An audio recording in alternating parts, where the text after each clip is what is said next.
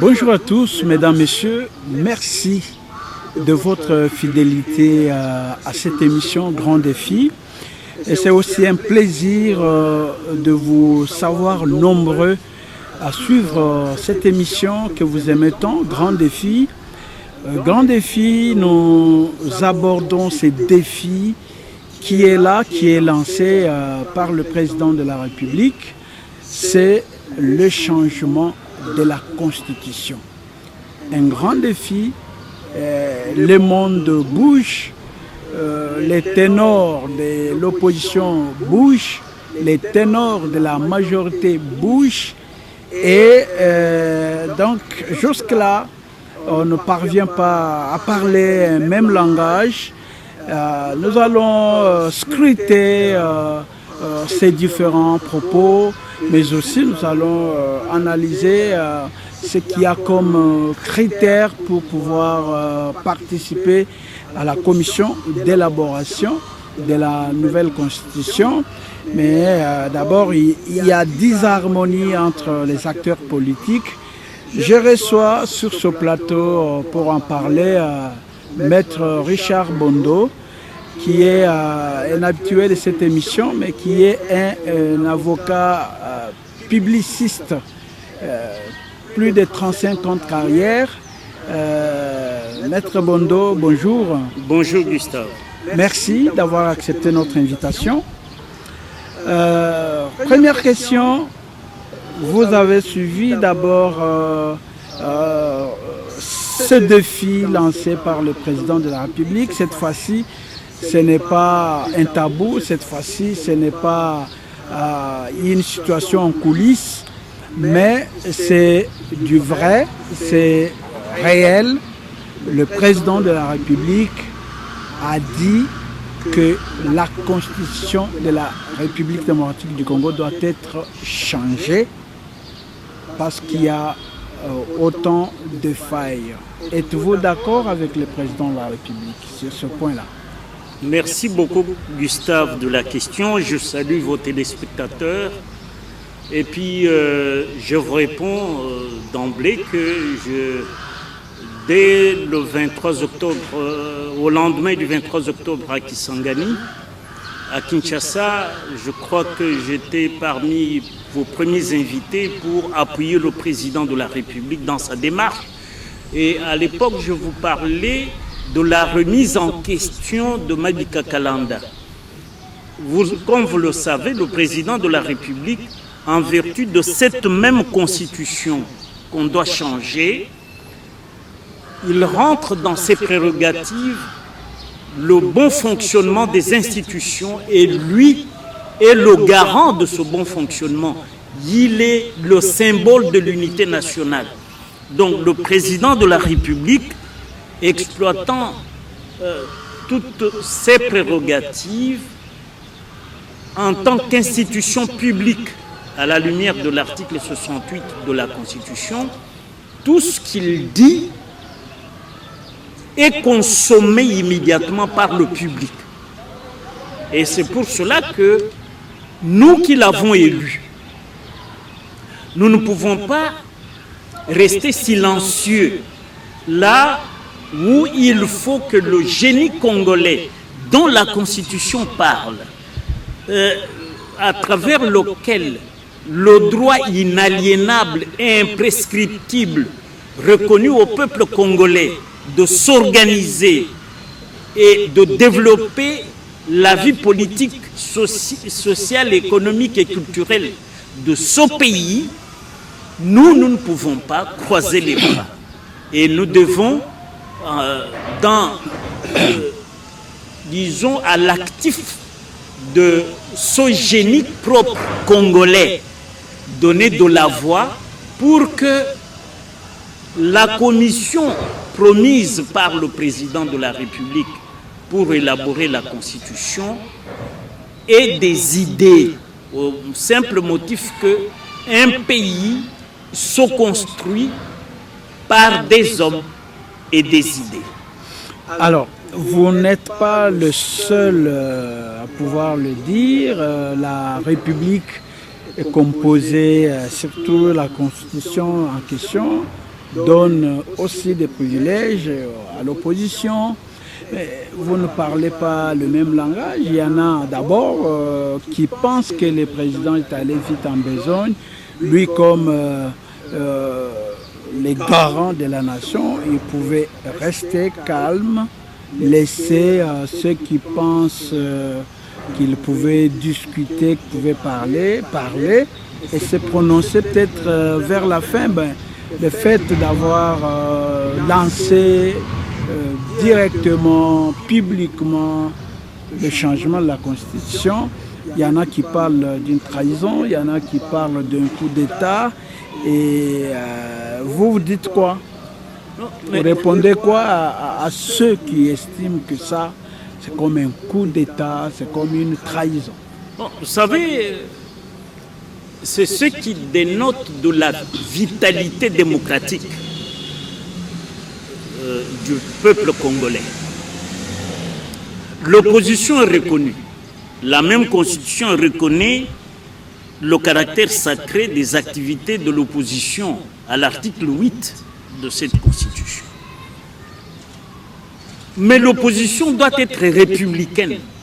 Ce n'est pas une opposition terme à terme, c'est-à-dire tout ce que le pouvoir fait, même si c'est à l'avantage de la nation, dire que c'est mauvais. Non, là, ce n'est pas... Nous tombons dans la bassesse ou dans la médiocrité au lieu de nous élever pour élever également notre nation. Donc, ce que la fameuse opposition dit, le problème, c'est que cette opposition propose quoi en contrepartie? L'opposition considère que tout est sombre dans l'administration Tshisekedi. Mais l'opposition propose quoi en contrepartie? Lorsque le peuple regarde, vous et moi, qu'est-ce que nous pouvons attendre de cette opposition? Cette opposition, premier acte négatif, c'est qu'elle est incapable de se choisir un porte-parole qui est prévu par la Constitution. Cette opposition est incapable de nous désigner un porte-parole de l'opposition depuis qu'elle existe. Ceci voudrait dire que là où nous avons des enjeux,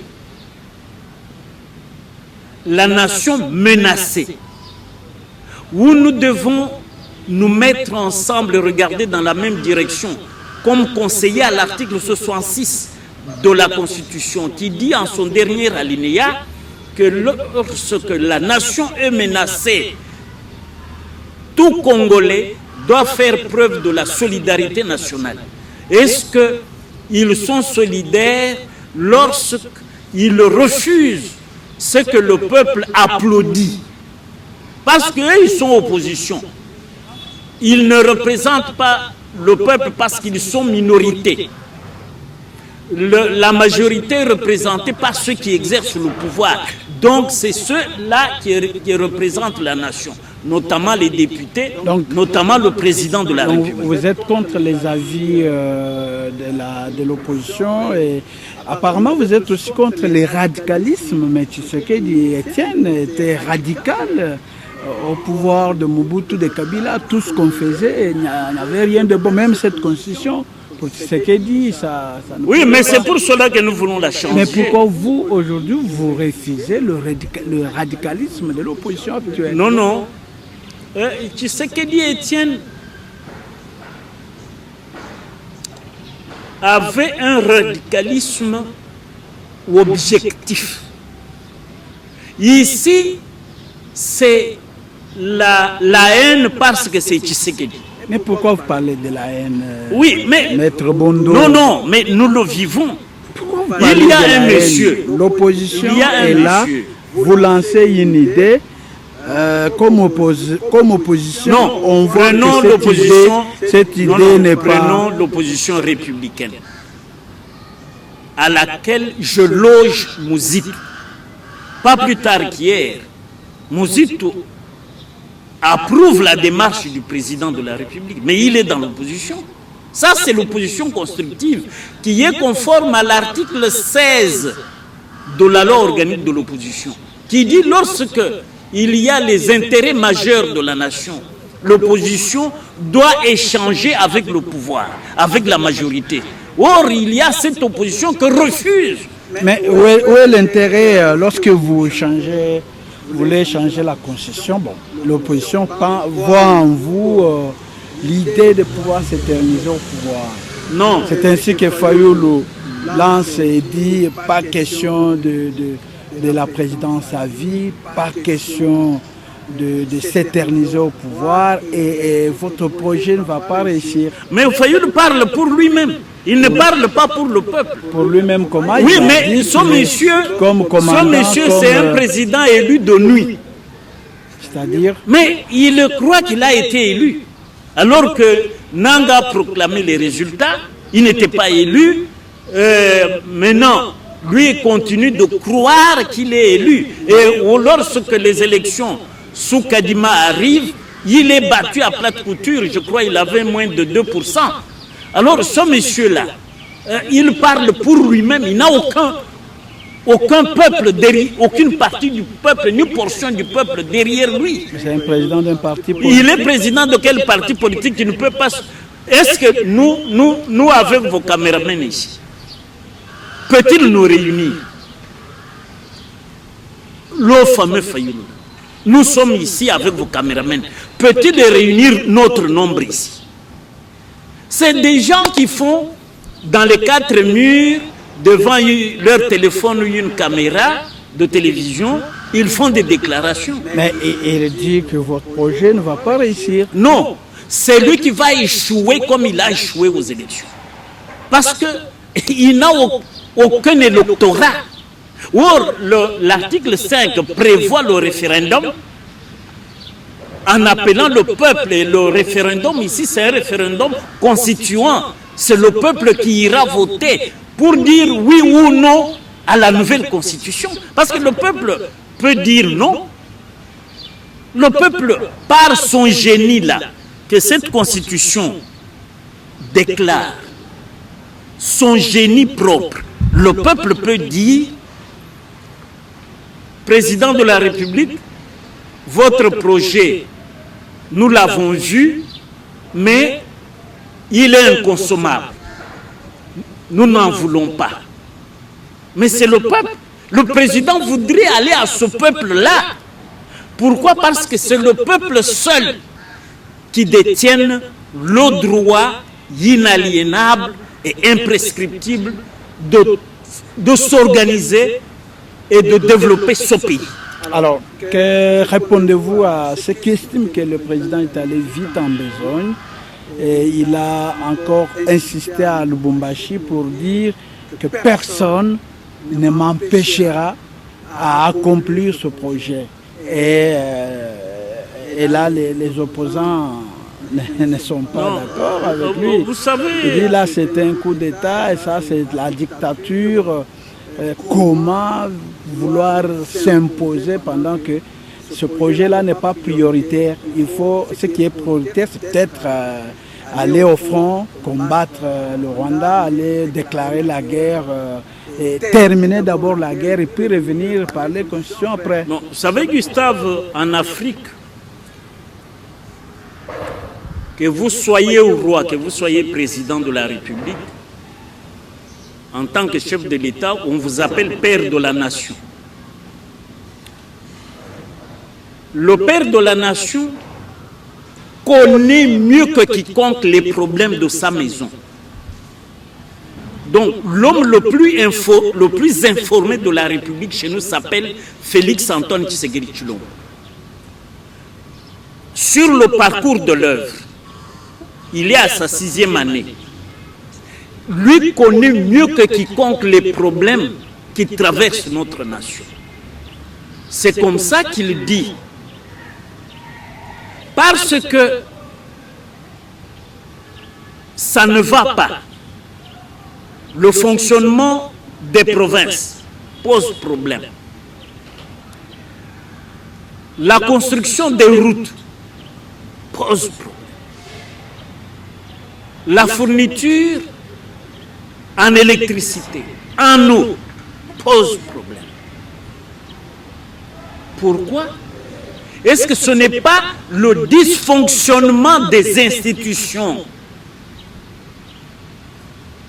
Alors moi, en tant que père de la nation, je me remets moi-même en question. Et à travers moi, la constitution qui régit le pays. Mais pour qu'elle soit changée, je ne le décrète pas comme ça, moi-même. J'offre ça au peuple souverain en respect de cette même constitution en vigueur de son article 5 qui dit la souveraineté appartient au peuple qui l'exerce soit directement, soit indirectement à travers ses représentants. Qu'il est lui. Que les députés sont. C'est comme ça que le président de la République, assumant ses responsabilités, à partir de Kisangani, il dit « Je vous offre la révision constitutionnelle ». Et le peuple lui-même dit « Pas simplement la révision, il faut le changement ». Et le peuple le lui a signifié à Lubumbashi et à Kipushi. Et ici à Kinshasa, le président Bosso, son parti et son regroupement politique ont tenu meeting au stade Vélodrome à Kintam. Et le peuple a dit changement de la constitution. Ce peuple-là sait qu'il y a l'opposition. L'opposition là, sait qu'il y a ce peuple qui est d'accord avec le président de la République. Mais ce que nous apprécions, c'est que l'opposition doit faire ses preuves. C'est-à-dire, aller écumer les rues, les quartiers, dire au peuple, le projet de changement de la Constitution n'est pas bon pour ceci, pour cela. Or, avant même que le projet ne naisse, parce que la commission sera mise en place l'année prochaine, peut-être en janvier, peut-être en février. C'est à la discrétion de son Excellence, Monsieur le Président de la République.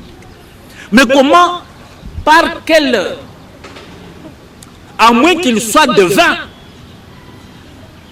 les gens de l'opposition, pour deviner que le président de la République veut s'accrocher au pouvoir. Mais le même président de la République, il peut initier le changement de la Constitution et dire, moi je ne suis pas parti à la compétition de 2028. Il peut nous surprendre parce qu'il dit, moi je suis respectueux, moi je suis respectueux de mon mandat, comme il le dit, je suis respectueux de mes deux mandats. Après mon deuxième ici, moi je suis mon second ici, moi je suis parti. Mais pourquoi il tient plutôt à changer la Constitution? Non, il tient à changer dans l'intérêt de la nation congolaise. C'est pour... Non, ce n'est pas moi qui le dis, c'est le peuple qui le dit. Le peuple qui veut, le peuple, et plus que moi seul, le peuple tient compte de son génie. Il dit, mon génie propre commande que, en exerçant mon droit inaliénable et imprescriptible, qui n'a pas de contingence matérielle ni temporelle, moi, peuple, je voudrais que cette constitution soit changée et c'est dans mon intérêt, par exemple, en supprimant le Sénat, en supprimant les assemblées provinciales, en instituant que les gouverneurs soient désignés d'autorité par le président de la République et que le régime soit un régime présidentiel. C'est le peuple qui doit le dire parce que vous vous imaginez dans cette constitution, tous les publicistes que vous aurez à consulter vous le diront. Nous n'avons que deux formes d'État. la forme unitariste ou la forme fédéraliste. La confédération est aussi fédéraliste. Mais on vous dit la forme est républicaine. C'est dans quel constitutionnalisme où l'on peut trouver cette théorie ou ce concept de la forme républicaine de l'État ne peut pas être changé.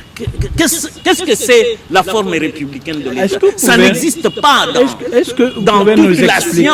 dans toute la science de droit public. Vous n'apprendrez jamais la forme républicaine de l'État. Mais est-ce que vous pouvez nous expliquer, Maître Bondo, la différence entre le changement de la Constitution et la révision de la Constitution? Oui. Parce que jusque-là, qu'est-ce que la majorité dit? On change la Constitution ou bien on révise la Constitution? Non, là, je vais sur le plan principiel expliquer ce que c'est. Mais la décision du changement ou la décision de la révision est de l'apanage des membres de la commission. C'est pour cela que sur le plan principiel de la commission constitutionnelle qui sera mise en place par le président de la République. Donc vous êtes déjà d'accord que le projet se fera, malgré tout ce qu'il y a comme tumulte? Non, le projet se fera, le projet sera soumis, sera élaboré par la commission constitutionnelle. Et la commission déposera ça au président de la République qui pourra convoquer le référendum. C'est là que je reviens. Le référendum constituant, c'est pour changer la Constitution. Par contre, il y a un référendum facultatif. Indirect. Non, facultatif. C'est-à-dire, les institutions peuvent convaincre le peuple que ici, vous allez simplement amender la Constitution. Et ça, c'est ce que je dis, que le génie propre congolais, là, à travers le projet qui sera élaboré ou rédigé par les membres de la commission et qui sera soumis au peuple, les acteurs politiques, sociaux et même sociaux, c'est-à-dire les forces vives, diront au peuple, voilà, nous venons pour changer radicalement la Constitution. Et nous vous appelons à un référendum constituant. Et certains viendront pour dire, nous vous appelons simplement à la révision, c'est-à-dire au simple amendement de quelques dispositions de la Constitution. Et à ce moment-là, nous irons à la consultation référendaire pour que le peuple congolais amende. Mais lorsque nous irons à un référendum constituant, là, ça sera le changement de la Constitution. Et quels sont les enjeux lorsqu'on change une Constitution? Nous entrons dans la 4e République pour nous. Ça sera la 4e République. Et là, il y aura le nombre d'années pour le mandat présidentiel qui sera fixé. Il y aura des dispositions sur le nombre de mandats du président de la République et les années pour le mandat des députés, des sénateurs. Non, parce que le Sénat sera supprimé, j'en suis sûr. Et puis les assemblées provinciales ne seront plus. Nous aurons un régime présidentiel. Le président pourra nommer les gouverneurs et les provinces seront même à un nombre réduit parce que moi, avec les 6 zones économiques, pour moi, on peut avoir 6 provinces. Il y en a qui prônent 7 provinces, il y en a qui parlent de 9, il y en a qui parlent de 11 provinces, mais tout ça, c'est au peuple de le dire, et c'est pour cela qu'il faut que le peuple soit consulté. Et rien ne se fera, le président même l'a dit, pour déverrouiller l'article 220, on soumettra la question au peuple congolais. Donc, même pour moi, cette disposition de l'article 220 est absurde. Pourquoi? Parce que le peuple détient souverainement le droit inaliénable et imprescriptible de s'organiser et de développer le pays. Alors, lorsqu'on change la constitution et que le mandat de l'actuel président n'est pas encore fini, si on change, qu'est-ce qui pourra venir? Non, le président ira jusqu'en 2028 et en 2028, il y aura d'autres candidats. Si lui dit qu'il n'est pas candidat, il restera sénateur à vie. On peut changer les mandats et c'est quelqu'un d'autre qui pourra oui, même si admettons que l'année... Mais lorsqu'on entre si j'épouse la thèse, écoutez Gustave, si j'épouse la thèse de l'éminent professeur Ndaïwel, le grand historien, on peut avoir un seul mandat de 9 ans et le président dit, bon, moi, comme le constituant originaire, le peuple, au référendum constituant, a dit qu'il faut un mandat de 9 ans, un seul mandat. Moi-même, j'ai fini mes 2 mandats qui me donnent, j'ai passé 10 ans à la tête du pays. Je crois que je peux maintenant devenir un sage pour conseiller mes successeurs. Alors, je ne suis pas juriste, mais on dit toujours que lorsqu'il y a changement de la République, changement du régime, le pouvoir le compteur est remis à zéro. On remet tout à zéro. Oui, mais ça dépend. Et celui qui est là comme président doit poursuivre le mandat, le nouveau mandat là, il doit d'abord l'effectuer. Si c'est de 9 ans, il fera encore 9 ans. Non. Si c'est de 10 ans, il fera 10 ans. Et puis, il pourra alors voir s'il quitte ou pas pour se conformer à la nouvelle constitution. Le principe est que... Vous qui êtes juriste, non, le principe général est qu'on légifère pour l'avenir. Le mandat qu'il exerce, il l'exerce sous l'article 70 actuel, mandat de 5 ans. Ouais. Et il termine son mandat de 5 ans en 2028. Mais si on change la constitution, oui, avant même qu'il si, ne termine le mandat, même si et on change... si je vous entends, le souhait est de faire table rase. Oui, on fait table rase, mais lui va poursuivre son mandat. Il va le terminer. Il entame l'autre. Non, avant qu'il ne termine, je crois 3 mois avant, on organisera les élections pour le nouveau président qui exercera lui le seul mandat de 9 ans. Et c'est comme ça que ça va se passer. Parce que la crainte, c'est là. Non, non, il n'y a pas de crainte. La crainte, c'est lorsque les textes sont mal rédigés. C'est pour cela qu'il faut des techniciens. Les membres de la commission doivent être des techniciens rompus à la légistique, à l'art de rédiger les textes des lois. Ce sont ces gens-là qu'il faut appeler à cette commission-là. Ce sont des publicistes de haut profil. Même s'ils ont double nationalité. Vous savez, quand vous appelez un architecte pour vous construire un plan de votre maison, l'architecte s'appelle Bondo, il finit la maison appartient à Gustave. C'est Gustave qui est propriétaire. Donc, je peux recourir à l'expertise d'un étranger, donc qui est comme un architecte. Mais le maître d'ouvrage, c'est moi. Donc, je suis propriétaire de ma maison, je suis propriétaire de l'œuvre produite par l'architecte. Voilà un peu le concept. Donc, l'expert, il vient me donner ses idées, je peux ne pas les approuver, mais je peux peut-être retenir un plus de lui comme ingrédient dans ce que je fais. Et cela ne voudrait pas dire que l'œuvre appartient à l'étranger. Alors, je viens de tourner une émission autour de l'info, surtout toujours sur la RTNC2.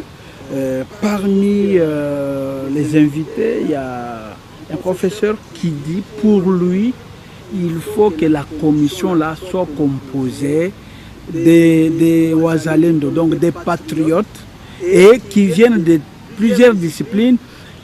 Pour lui, il faut mettre de côté tous les constitutionnalistes, tous les professeurs constitutionnalistes qui ont été, qui ont fait, qui ont... Pourquoi? Parce que leur expérience n'a pas apporté du neuf, n'a pas apporté gain de cause au pays. Est-ce que vous épousez aussi cette idée? Non, moi je ne suis pas d'accord avec lui. Totalement. Disons, je suis partiellement d'accord avec lui pour que tout le monde vienne. Mais dire qu'il faut écarter les constitutionnalistes, les publicistes, non. Parce qu'il y aura malfaçon. Il y aura une constitution avec des vices rédhibitoires. Les vices rédhibitoires, ce sont les vices de la fabrication. C'est-à-dire, à la production de la constitution, c'était déjà vicié. Pourquoi? Parce qu'il n'y avait que des agronomes, il n'y avait que des patriotes, certes, mais qui n'avaient pas le haut profil voulu pour rédiger une constitution. Mais pour lui, il dit qu'il faut aller même dans les universités, sortir les intelligences neuves, qui n'ont pas encore touché à la corruption, à l'argent, parce que souvent, on tripatouille toujours, vous voyez, avec les états généraux de la justice, alors, vous voyez, les magistrats. Ce type-là n'est pas professeur, c'est un médiocre.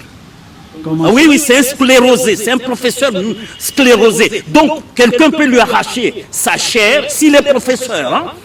Et on dit non, tu ne donnes plus ton cours là, on le donne à ton assistant. Va-t-il accepter? Ça, ce n'est pas un professeur. Et je te dis, il faut me donner son nom. Je demande à son recteur de lui retirer la charge horaire. Mais il y a des intelligences. C'est ainsi que les étudiants d'hier sont devenus des professeurs, même des professeurs plus que ceux qui... Est-ce que vous ne voulez pas... Non, j'accepte. Oui. Mais il faut que le haut profil, coiffe la commission. Non. Ici, nous avons un problème de méritocratie. Nous allons vers la méritocratie. Nous ne pouvons pas construire la méritocratie avec la médiocratie. Comment voulez-vous que des gens qui n'ont jamais rédigé un texte de loi puissent venir et rédiger? Mais ils doivent être assistés, ils doivent être encadrés par les publicistes. Comment ce monsieur, d'où vient-il? Alors je doute qu'il soit professeur. Alors, je doute vraiment qu'il soit professeur. Et dites-lui, Maître Bondo vous demande un débat télévisé où nous pouvons échanger pour que je lui montre qu'il n'est pas professeur d'université. D'accord. On va revenir sur les critériums pour participer à cette commission. Mais je reviens sur le débat de tout à l'heure, Maître Bondo. Vous avez suivi le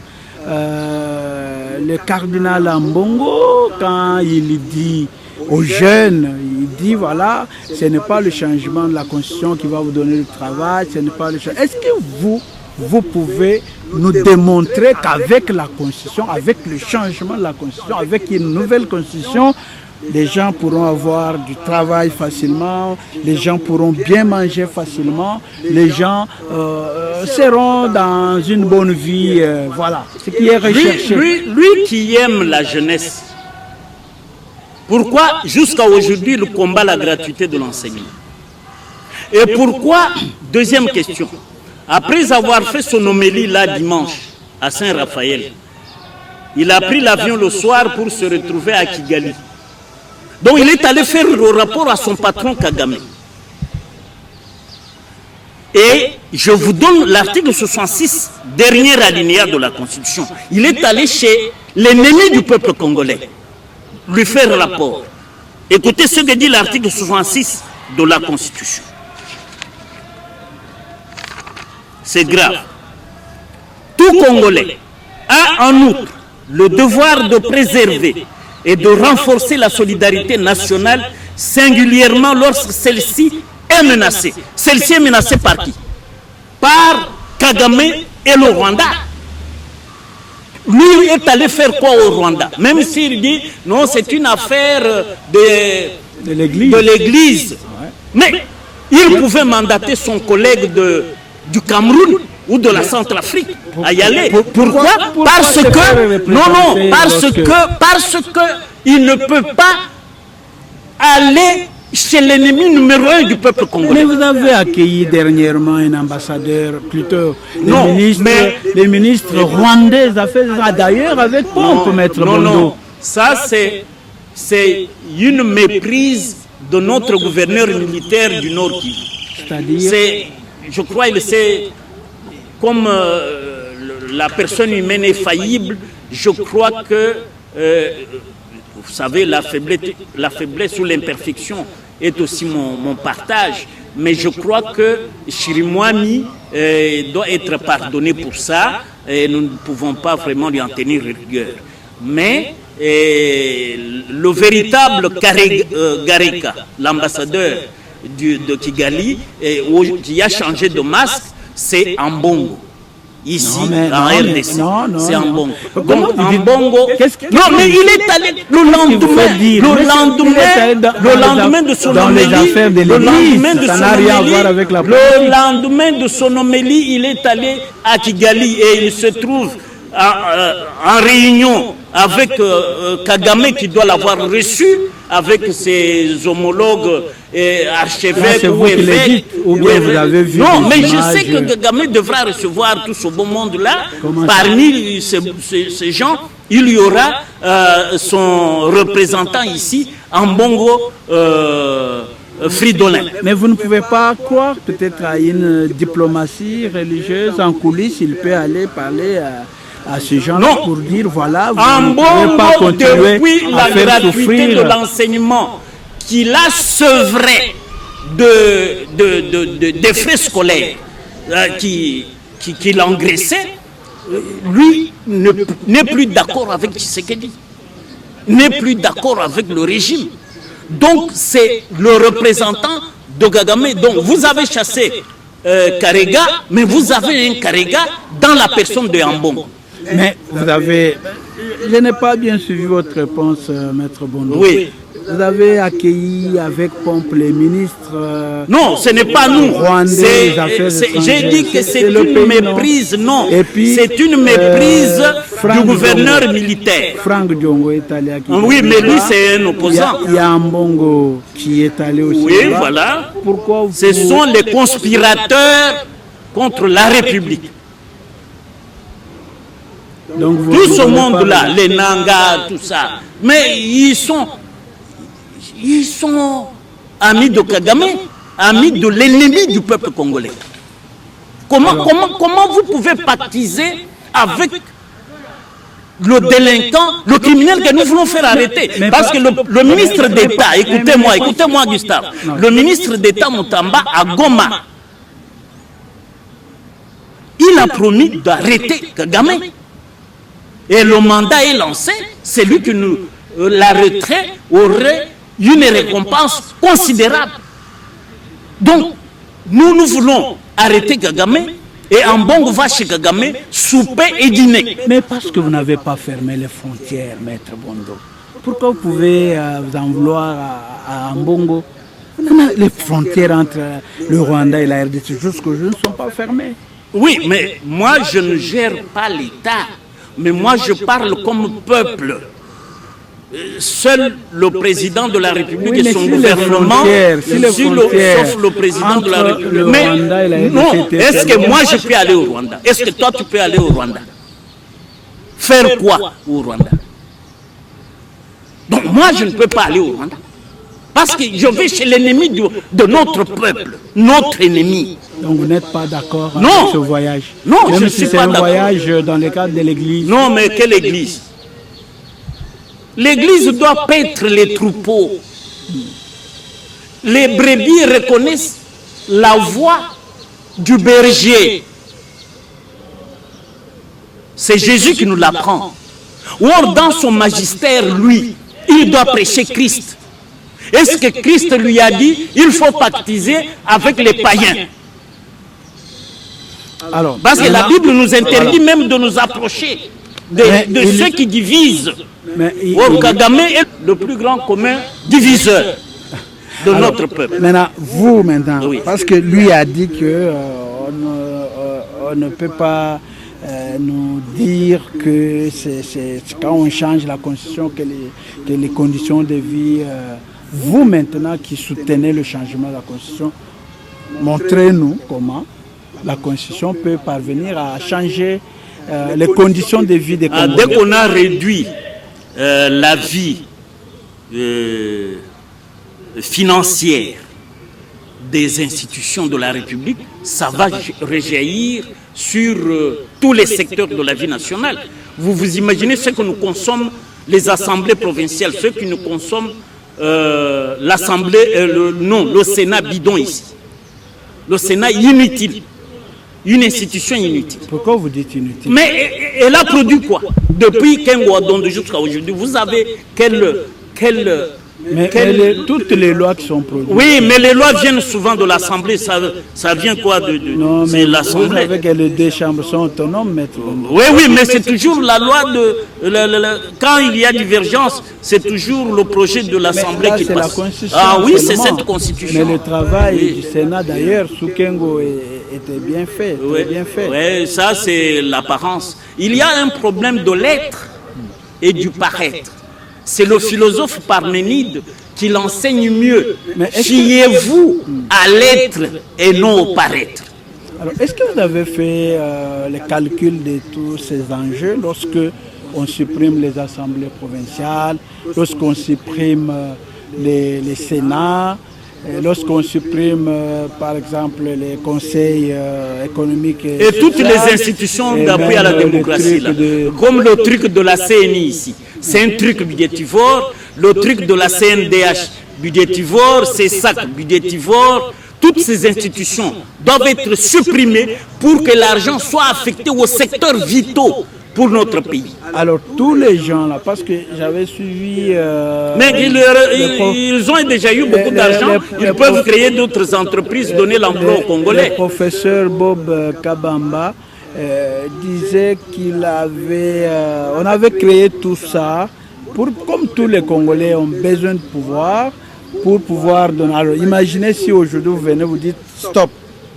Sénat par terre, les institutions d'appui à la démocratie par terre, les institutions comme vous avez dit là, par terre. Mais vous allez créer encore un autre trouble qui ne sera pas peut-être terminable. Vous verrez comment le peuple va jubiler. Comment ça? Oui, le peuple sera très content parce que ce que consommaient ces gens-là sera irrigué dans les masses. Et le peuple trouvera son compte. Là où le peuple a trouvé son compte, tout est bon. Un mot sur les états généraux de la justice. Vous faites bien de me poser la question parce que moi-même, j'étais très actif aux états généraux. Vous savez qui sont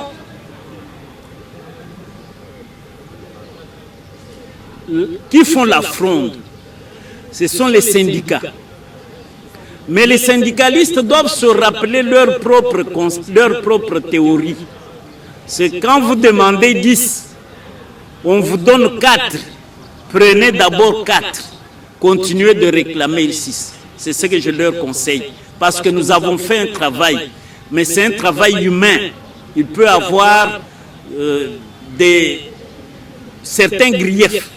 Mais la thérapie attendue est là. Il faut maintenant négocier le virage pour que ça soit mis en place. En 2015, il y avait des états généraux. Mais c'était sous la dictature. Plus de 300 recommandations. Oui, oui. Et 350. 2024, 359 recommandations.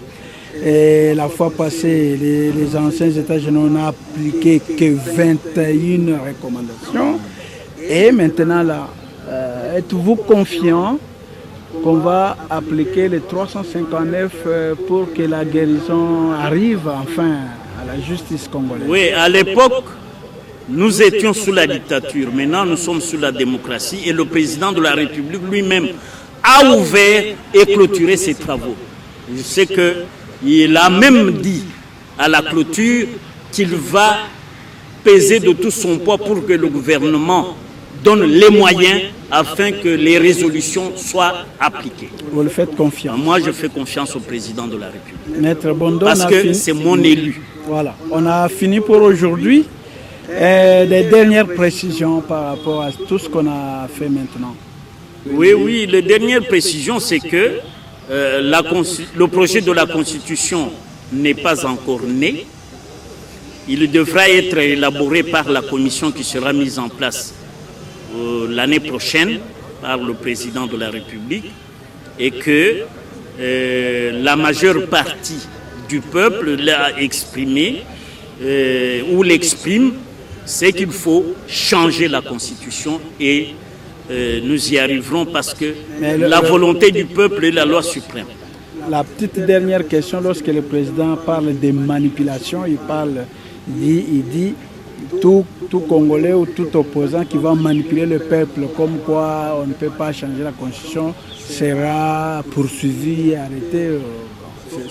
C'est un peu de la dictature. Non, c'est pas la dictature. On appelle cela endosser l'habit du sacre.